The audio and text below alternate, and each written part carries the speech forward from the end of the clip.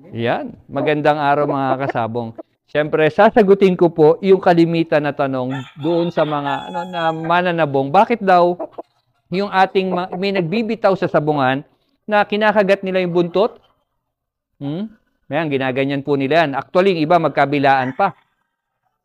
Ayan. So, yun mga kasabong, yan, tawag dyan, binabalasa po natin.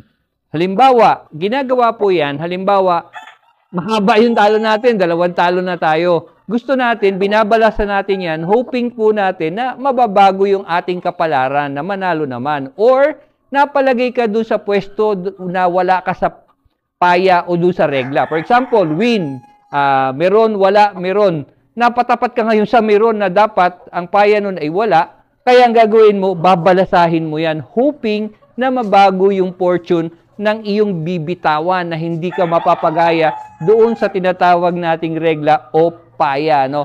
So, yung iba naman, akala nila, para daw matandaan yung kulay. Halimbawa, napalaban sa kulay, hindi po. Yung amin, kaya ginagawa ko yan, is para mabago naman yung iyong fortune o yung kapalaran ng inyong mga manok. So, ito po ay isa sa mga pamahiin ng ating yung mga lolo na mga magmamanok na ngayon nadala din natin. Yung iba naman, kaya ginaganyan na daw nila yan, nakaugalian na po nila yon.